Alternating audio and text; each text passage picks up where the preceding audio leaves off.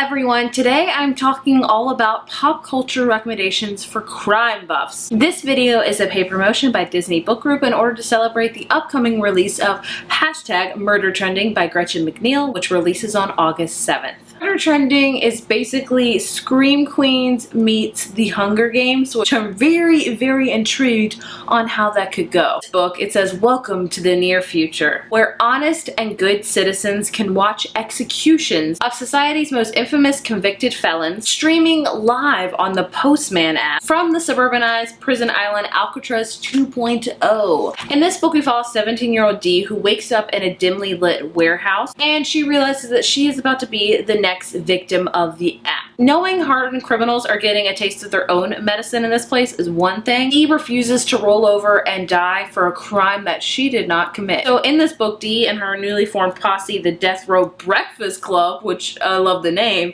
she has to prove that she is innocent before she is wrongfully murdered for the whole world to see. This book sounds like an amazing Halloween read. We have like an app where you can watch people like die, being executioned. I don't know how I feel about that because that scares me to pieces, but something about this intrigues me because it's about a girl that wakes up and she's about to get killed for something she didn't do, and she has to like fight against this app.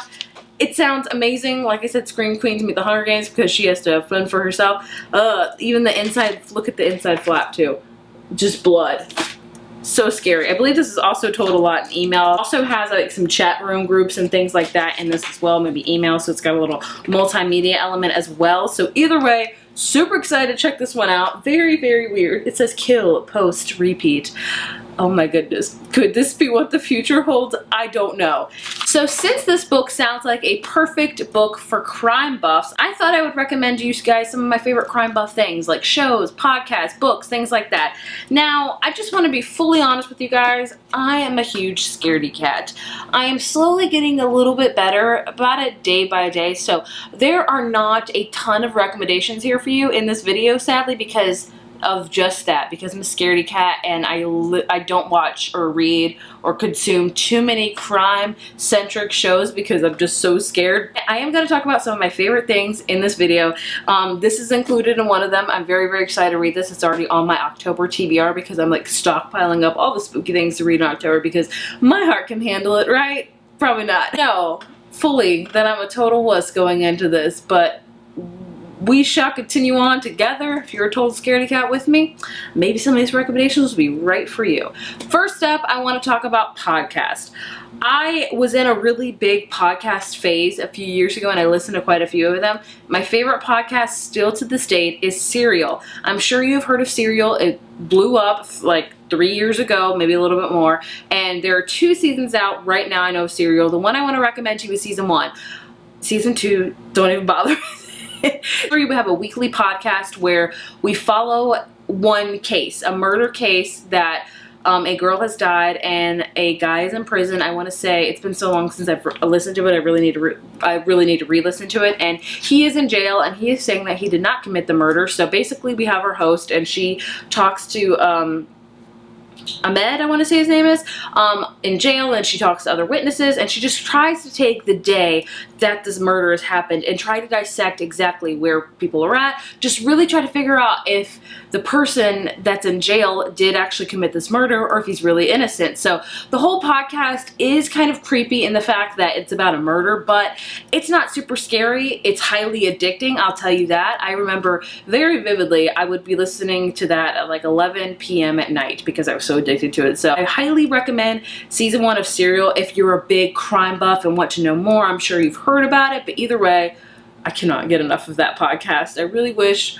the next season will focus again on a murder case and like a trial and just go from there because the second season was not that great. The next podcast I want to talk about, I listen to, I wouldn't say often, but kind of so on and like kind of just sporadically, and that is My Favorite Murder. It has 2 hosts and they are both really like obsessed with crime and murders and things like that, and every single they each select a single murder, a true either it could be an unsolved one, a true crime story, a survival story, whatever you want it to be, and they just recount and discuss and just talk all about that murder. They also get viewers to like call in with their hometown murders of what's happened in their like town and things like that. They have amazing dialogue. These ladies are hilarious and funny. This is scary to me because it's actually talking about, like, with serial, it's just that one case, so it's like not too daunting. This one's like multiple ones each and every week, so I get very scared easily, so that's why I can only listen to this a few times. But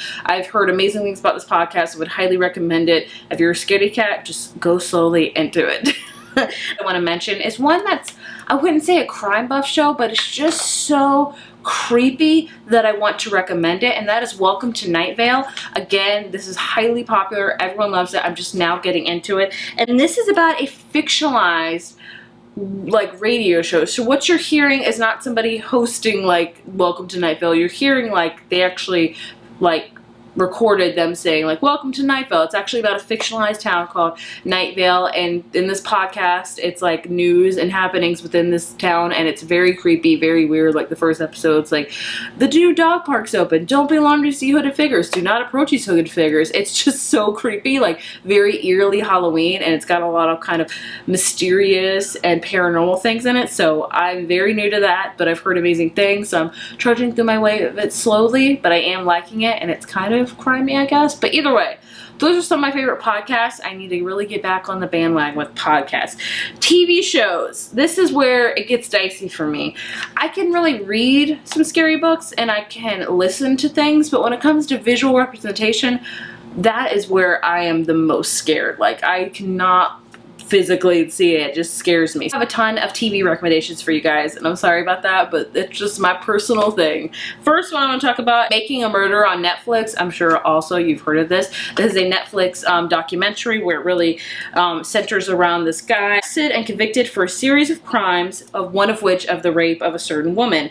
At least, and then all this stuff happened, I believe, and I think basically they just go back into his life and the crime and the case of what happened, if he was guilty or if he's not. I just started this, so I can't say for sure that I know what's going on. I don't, but I'm really interested in it, and it's like one of those shows I have to watch during the daytime because it scares me, and I'm just like, oh, I can't handle this. But either way, it's about a case about this man, and it says and just when it looks like he's about to get like his own slice of justice, he's suddenly arrested for another grisly crime, once again claiming that he had nothing to do with it.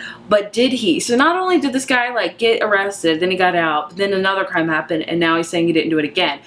Oh, that's so intriguing. It sounds creepy. I'm only in the first episode and I have to watch it so slowly. I mean, goodness gracious, slowly is the case. First show I want to recommend that's not very crime buff-y, but it's kind of like that, and that is Stranger Things, also on Netflix.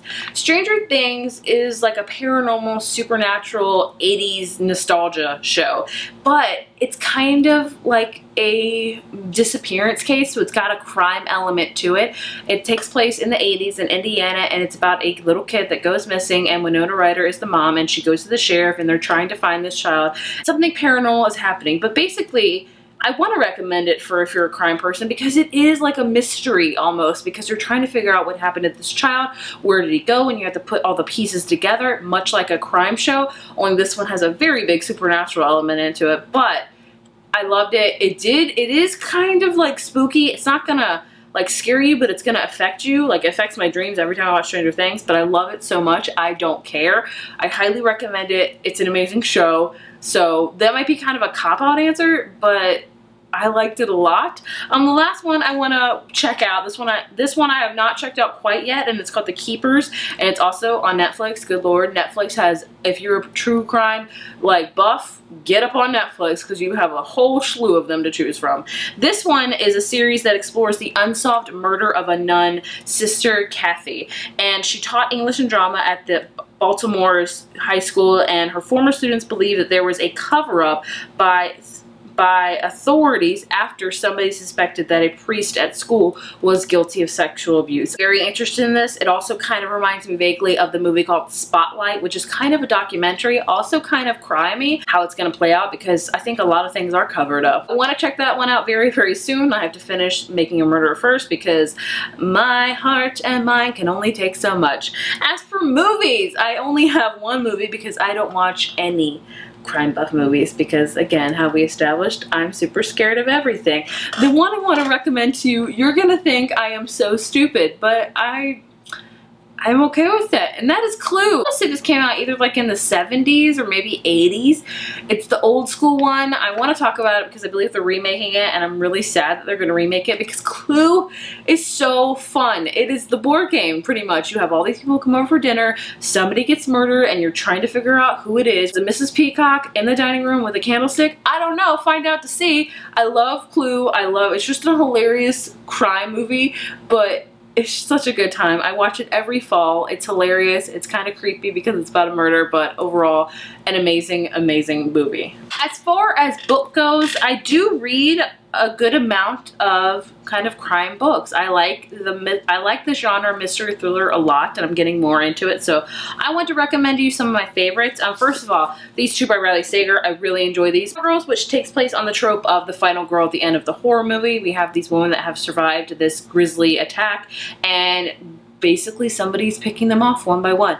Very, very creepy. Really enjoyed it. Did not see the ending coming. And this one is about a camp where a disappearance of 3 girls happened many years ago, and one girl survived kind of it, and she goes back to the camp to figure out the disappearance, if they were disappeared really or if they were murdered. Both very, very atmospherical, both creepy, both I did not see the ending coming at all. Another one that I really enjoy that gets a ton of hate is The Girl on the Train by Paula Hawkins. I really like that one. That was my first thriller I've ever read, and I still really enjoy it. I'm sure you know the plot by now. It's about a woman that takes the train every day to work, and basically she sees something that, like, a murder happened, and she is trying to investigate it. I really liked it. I have not seen the movie, do not plan to see the movie, but I enjoyed the book immensely. Again, did not see the ending coming. I thought it was creepy. It scared me a lot, so I liked that one a lot. And another one I really enjoyed was The Wife Between Us by Greer Hendricks and Sarah Pekkanen. This one isn't so creepy in the fact that it's kind of just a mystery. It's about this woman where her husband's about to get married to another woman, and it says that you will assume you know the anatomy of this tangled love triangle. Assume nothing. So this one has this love triangle in it, and you don't know what's happening, and then you get hit in the face in the middle of the book with a huge plot twist that I did not see coming. I loved it. Looking for YA thrillers, the one I want to recommend to you is The Perfectionist Duology by Sarah Shepard. This is all about these girls that have been wronged by this guy. They really do not like this guy, so they decide they are going to murder him one night at a party. So they go to the party and they don't commit the murder. But the next day, the same guy they were talking about ends up dead in the exact way they were planning to kill him. So it's a full-on murder investigation of who did it, what happened, what is going on. I thought this was a great duology. If you're hesitant with Sarah Shepard because of Pretty Little Liars, I highly recommend it. It's only 2 books. I did not see the ending coming. I thought she did phenomenal. I really enjoy it. There you have it. Those are all my pop culture recommendations for crime buffs. I hope you got something out of it. Again, sorry that I'm a total wuss and can't recommend you a ton, but I hope you got a little bit out of it. Again, thank you so much to Disney Group for sponsoring this video. Be sure to check out #MurderTrending out in stores and websites and everything near you on August 7th. I will see you guys in my next video. Bye.